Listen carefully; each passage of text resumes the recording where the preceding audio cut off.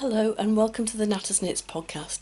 It's Sunday the 8th of May 2016 and this is I've lost count of how many times I've actually recorded today. So if you've been waiting really patiently for this to come out, I'm really sorry it's taken so long. I believe this is episode number 31 and I've got quite a bit to tell you, but not so much in the way of knitting to show you today. The first thing I want to show you though, because I'm really proud of it, is my finished item. Now, it's been finished a while, but I'm proud to announce, ta-da, that my first ever properly tech edited and properly designed pattern is now live on Ravelry, and here it is. This is the Eiffel Cowl, and as you can probably see, it's named after the fact that these snazzy cables are designed in the shape of the Eiffel Cowl.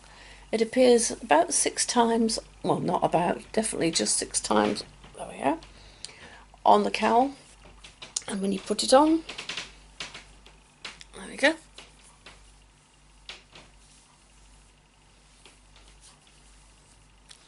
You can see the design there.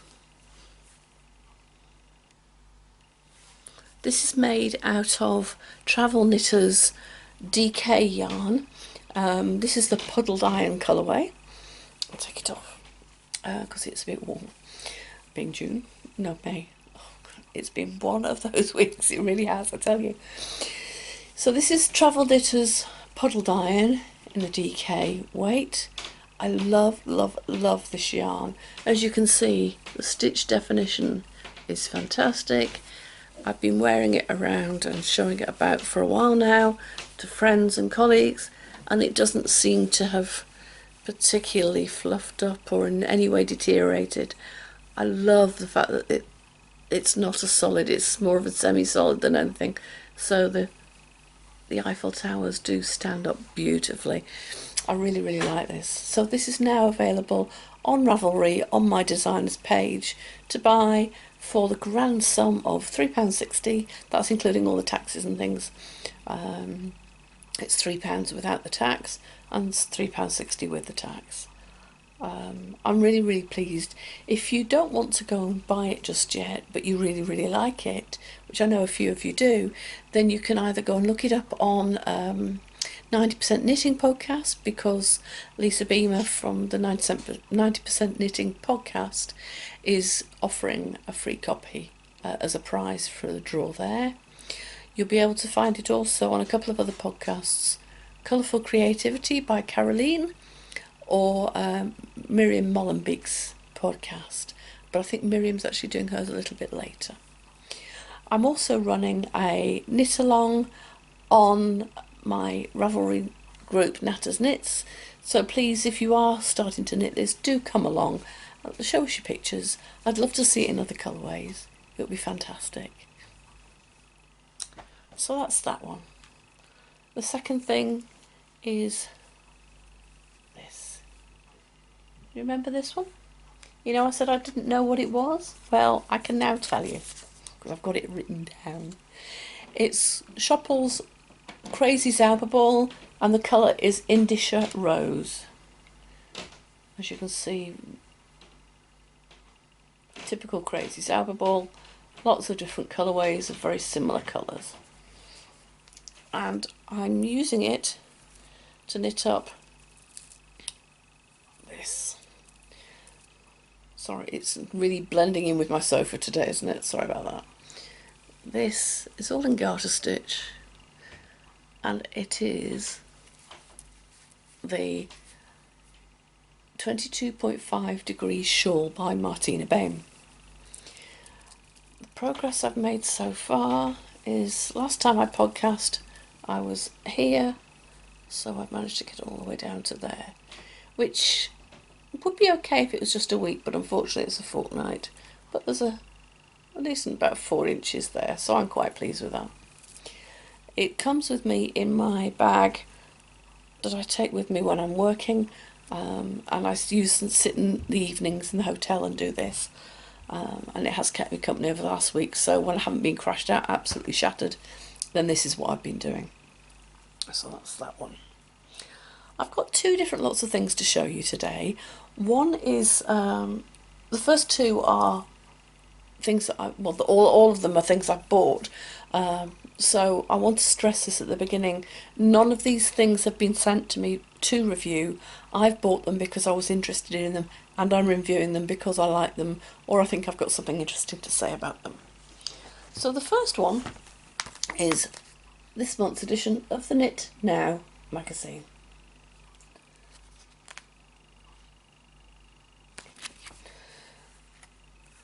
This is issue number 60. It retails in the UK for £5.99, so it's just a penny short of £6. 22 patterns for every skill level. And the editor, Kate Heppel, I'm very pleased to say I have met. She was at Jolie's retreat. Sorry, Jolie. Jolie Creates retreat a couple of months ago that I was telling you about. And I do like this. I'm not going to go through what I've recorded over the last couple of hours.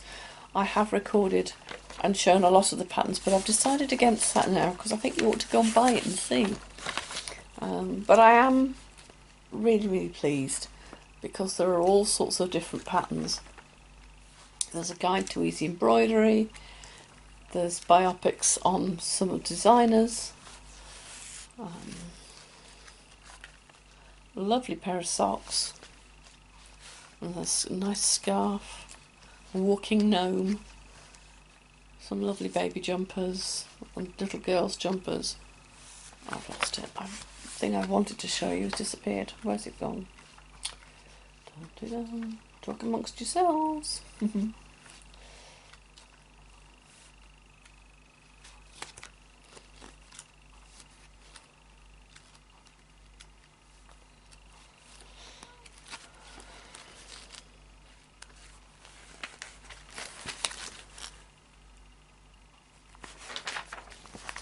It's this jacket. Now the whole idea is that you do this embellishing down the side, but I like it and I think it's really nice without. Typical, isn't it? But the whole point of the magazine is that they're talking about and showing you how to embellish. But there is a pattern for Annie Howard's Rizzo jacket. It has been called Rizzo after the feisty character from Greece, and it's based on a short bomber jacket. I just happen to like it. I think it's a really nice little cardigan. So that's that one. So that's the Knit Now magazine. And the reason I bought it was because of the freebie on the front. For those of you that live outside of the UK, a lot of our knitting magazines have free gifts on the front. And this month on the front of Knit Now was this. It's the Nisus Notebook. It allows you to keep track of your projects, handy knitter's graph paper, guide to sizes, yarn and more. Plus there are 10 classic patterns in here as well to knit. So I like it because you've got a little bit of an introduction from Kate Heppel again. There's a whole load of information about knitting, sizing, somewhere for you to record all your family's sizes.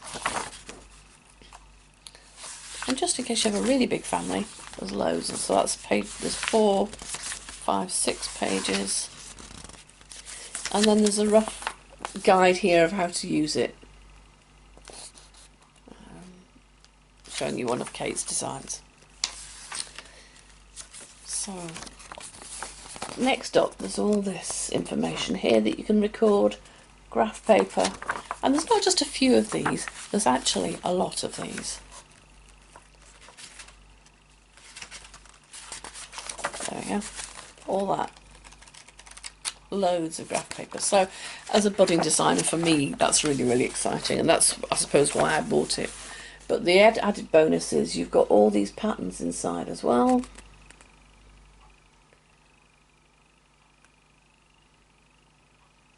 I like that cardigan that's there. And I also like the baby stuff there. So all those patterns are there, and there's room for you to make notes. I love that baby set, absolutely love it. You see it there? Yeah. And then at the back there are the usual list of abbreviations, quick conversions, knitting needle sizes, standard yarn weights, imperial to metric, crochet hook conversions, that sort of thing. So this, I think, is worth the $5.99 just for the gift on its own, never mind the fact that I've got 22 patterns as well with this. So this to me is my bargain buy of the month, and I really, really love this. The second thing I've got actually came through the post because I've just taken a subscription out to Yarn Maker. Now this is issue number 26, which is spring 2016, and it looks like that. Yarn Maker is a UK spinning magazine, obviously. Its editor is Dorothy Lum, and there's a really wide variety of things in here, from this one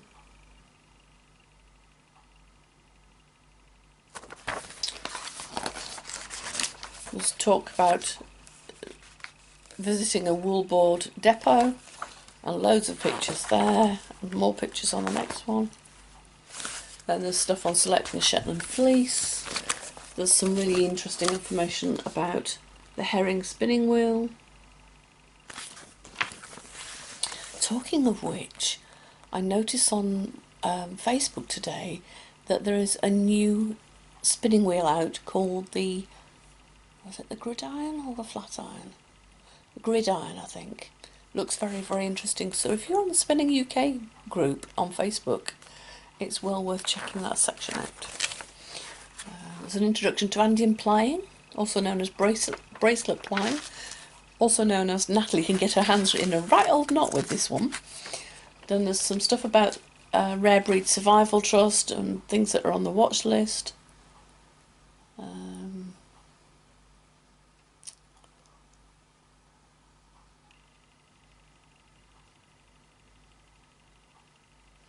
Border Leicester sheep at risk. There's a grand day out. Linda Sker is talking about an event called Celebration of British Farm Livestock at Christmas. There's White-Faced Woodlands Adventures with Fleece by Debbie Fisher. Oh, just look at that sheep. Isn't he gorgeous? Yes, I'm beginning to lose the plot. I really do like sheep. There's readers' letters. There's a little bit about the Woolly Roadshow, which is by Mr. Griffiths from the Griffiths Mill. And they are a British mill that will scour and card and spin your fleeces for you. And they've actually expanded into having this Woolly Roadshow that's in a van that goes around, which looks very interesting. And it's all over the place this year, from the Royal Welsh Spring Festival to the south of England shows at Ardingly, to Chatsworth Country Fair in Chatsworth in Derbyshire, Bakewell Wool Gathering, loads of different things. Loads of adverts, DVD and book reviews. There's a huge 4-page section telling all about all the different guilds and what they're up to and the contact details and things. And there's a director of businesses as well. And of course it wouldn't be the same without Terry's cartoon on the back. Now Terry Bate, the cartoonist, is actually not in the UK at the moment. She set off in April on a bike, and she's cycling to Australia, and she's, I think, going to have quite an interesting time. She wasn't originally setting out to raise money, although she is now. She's raising money for PHOP, that's Pennies Per Hour of Pleasure, and that is in aid of Médecins Sans Frontières. So have a look in here as well, because there's a little bit about it in here.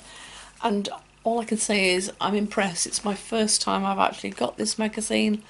and I'm glad I've got a subscription because it is looks really, really interesting.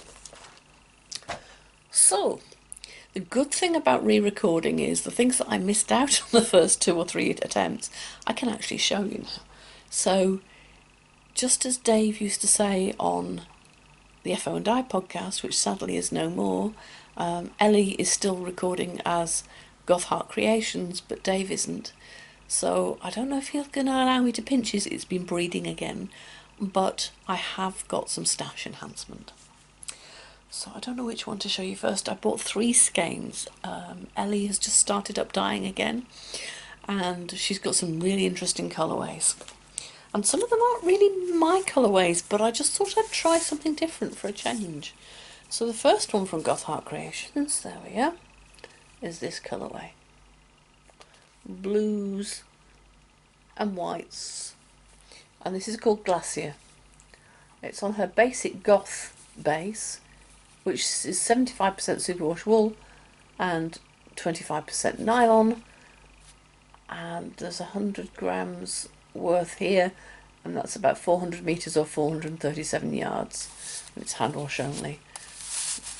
Can you see how different the colours are? I mean, there's really dark navies, turquoisey, royal blues, all sorts of colours in there. So that one's going to be interesting. I'm not sure what it's going to be yet. I think it might be a shawl. I'm not entirely sure, but I do like that one. The next one is completely different sort of colourway. Again, Goth Heart Creations. And this one is called Vampire's Closet. It's again on her basic Goth sock base. Superwash wool and nylon. And again, there's 400 metres in this 100 gram skein. But look at these colours. Just look at these. Aren't they beautiful? Well, there's even some blues in there. But there's yellows, greens, blacks. All sorts of colours. I absolutely love this reddy browny colour. Really nice. Actually, it does remind me of another skein of yarn I bought, similar sorts of colours, but done completely differently, that I bought a while back. In fact, I must look that one out. And then, oh my goodness. You know how sometimes you try a new base and you think, oh, I'm not sure whether I like it or not, or what it's going to be like. Well, this is Goth Heart Creations, and this is in the slime block colourway, and this is Gothic Romance, which is the base, and that's 80% superwash merino, 10% cashmere and 10% nylon, so it's known as MCN. And what's the difference, you may ask? Well, let me show you the colours first. All sorts of different shades of green with the white in there as well.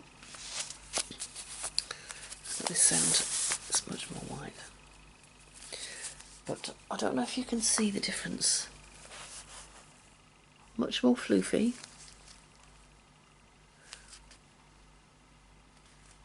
Much thicker yarn. And this, oh, lovely and soft. Really, really lovely. I keep umming and ahhing about this. I've also just downloaded this evening the Sockmatician's new recipe for his socks. So I'm wondering about making these using his recipe. So that's what I'm thinking about doing. And I'm going to think about it while I'm away this week, because I am actually away for 3 nights. No, 2 nights. Monday, Tuesday, Wednesday, yeah. So for 2 nights, 3 days, teaching again in North Yorkshire. And then I'm back in Lancashire for the rest of the week. So this might be my hotel knitting for the evenings. Might be, or it might carry on, finish that shawl. I'm not entirely sure yet. But that's that one. So that's all my acquisitions. Now, I think what I'm going to do is, if I explain, I'm going to put some photographs at the end. But I think some of them need a bit of an explanation, otherwise you can think, why is she putting these random photographs in? So one of the photographs is a plate of fish, chips and peas. Yeah, everybody can buy fish chips and peas, but not everybody can buy fish chips and peas in a motorway services called Woolly Edge. Okay, I loved it. I just had to stop there just because of the name. It's a tiny little motorway services. It's not one of these big conglomerate versions. I mean, they have got one of the coffee brands, I'm not sure which one, I can't remember off the top of my head, and there is a WH Smith's there selling newspapers and things like that. But oh, it was really, just because it was called Woolly Edge, I had to stop. I just had to, and I stopped and had my tea. I was in between going from Rotherham right up to North Yorkshire, so I stopped there and had my tea, and I had the fish and chips that you'll see in the picture. I then moseyed on to the hotel. I stayed at the Grantham Arms, which is in, I want to say Boroughbridge. That seems right, but correct me if I'm wrong. Which is not far from where I was going to be teaching. I decided that it would be good to stop over and have a rest and then carry on and go work the next day. So one of the pictures is the view out of the hotel window. The hotel room was a bit on the small side, not so much the room, but the bathroom. But that's partly because I'm a bit on the chubby side, and so it made it quite difficult to get between the sink and then to get to the shower.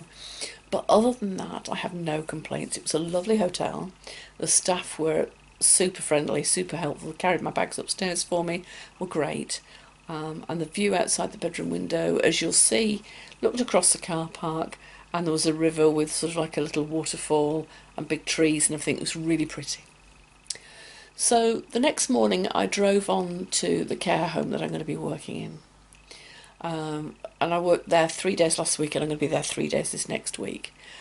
And the next shot you will see, some of you will, if you followed me on Instagram, will have seen. And it's the view I got when I parked up just to the right hand side of my car. Really, really pretty, and it set the tone really for the whole of the next 3 days.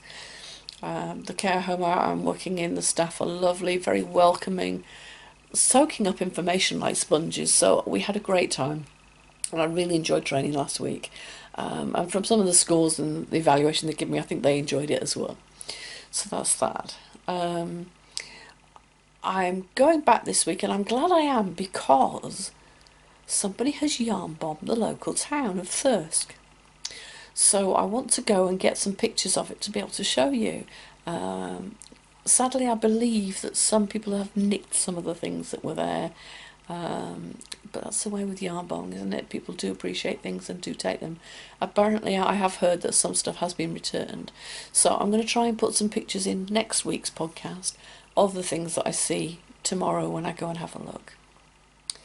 Right, so that's that bit out of the way, which explains the pictures, I think, from what I remember of them. Right. The other thing I needed to do was to just answer a few of the questions that have appeared on the Knatters Knits group. I have got a thread called Ask Me Any Questions or something like that. So I thought I'd better answer some of the questions, because some of them have actually been sat there a little while now. They've been asked by Marnie from Canada. Hi Marnie. And also from Ellie. Hi Ellie. So because the questions overlap, I'm just going to go through these questions. So the first one is how I learned to spin. And there was another question that what got me into spinning. So if it's all right with you, I'll combine the two, because spinning was a bit of an afterthought really. I was a knitter, and I have been a knitter, a very basic knitter for a very long time, and I didn't push myself and explore anything new. But I had a bit of a mental breakdown a few years ago now, about 2012 I think it was, and I ended up being housebound for about 6 months with agoraphobia, not wanting to go out, not being able to go out, and I'd knitted loads and loads of things, and that's when the idea for Knatters Knits came about.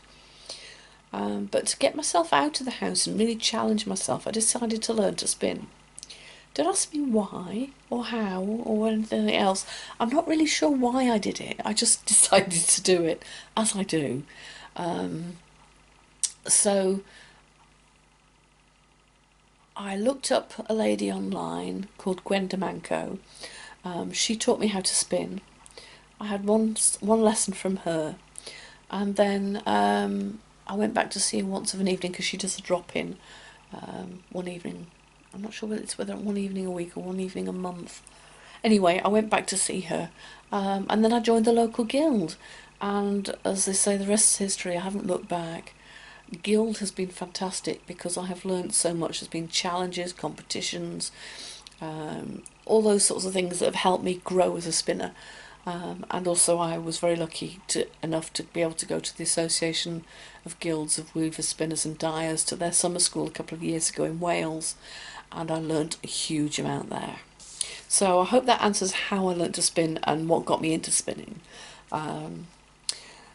The next question was, how many wheels have I got and what are they? Well, at the moment I have 4, but that's going to dwindle very quickly. I have got my Traveller that you've seen me spin on before on the podcast, and it is my favourite of all my wheels, and I don't think I'll ever get rid of it. It's the one I bought when I decided I wasn't going to go back to work as a nurse. Yeah, okay, so I have, but at the time I didn't think I was going to.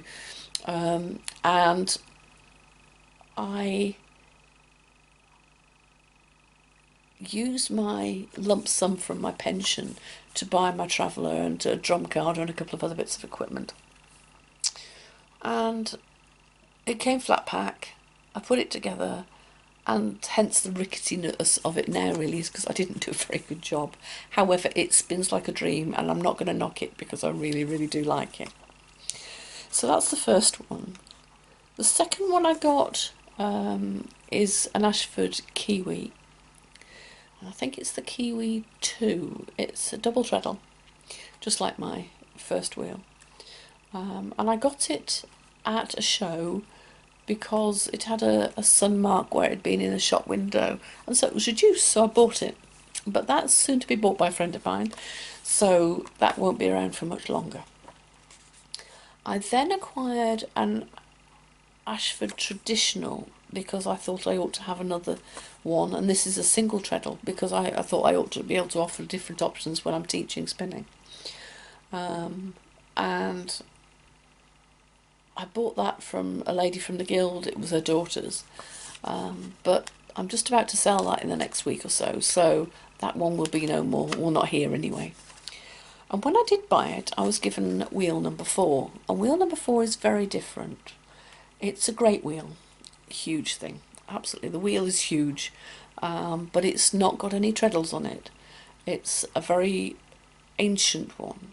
The design anyway.